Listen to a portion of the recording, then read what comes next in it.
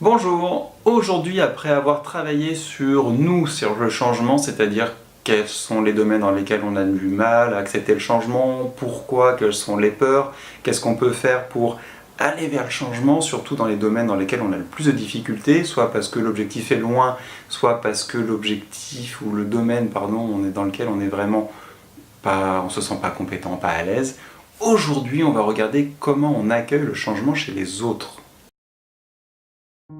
Pourquoi on fait ça? Eh bien tout simplement parce que c'est la méthode du miroir, c'est-à-dire si on accepte assez facilement le changement chez les autres, chez nos proches, eh bien il n'y a aucune raison qu'on ne puisse pas l'accepter chez nous.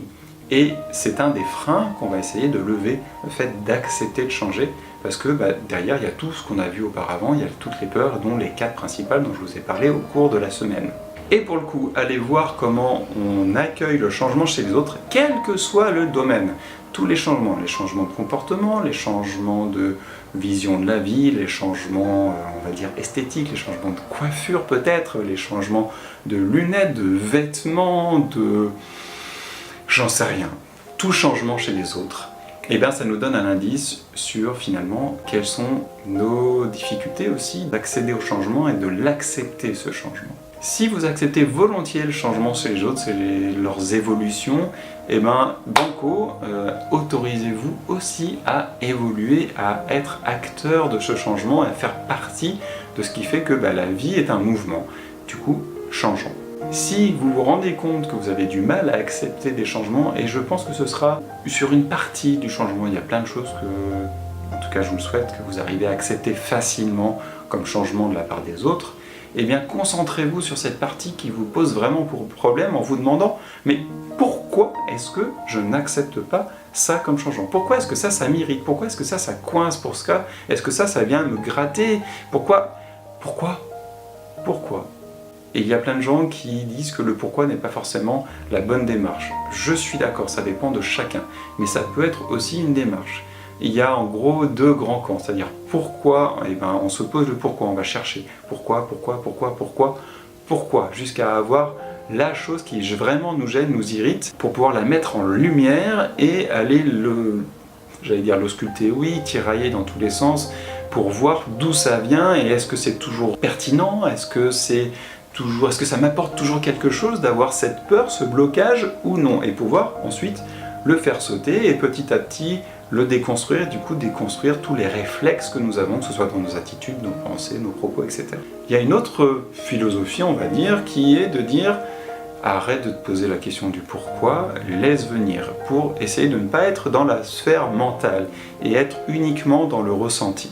Ça dépend des personnes. Moi, j'avoue que j'ai tendance à aller dans le pourquoi, même si je m'entraîne à aller vraiment vers uniquement le ressenti, et là on est vraiment uniquement dans la partie est-ce que ça me plaît, est-ce que ça me plaît pas, est-ce que finalement le fait que cette personne ait changé, on va reprendre la coiffure, de coiffure, au final le fait qu'elle ait changé de coiffure,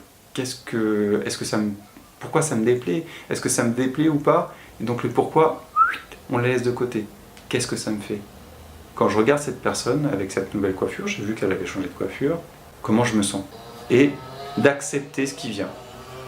Est-ce que c'est quelque chose d'agréable? Est-ce que c'est quelque chose de désagréable? Est-ce que c'est neutre?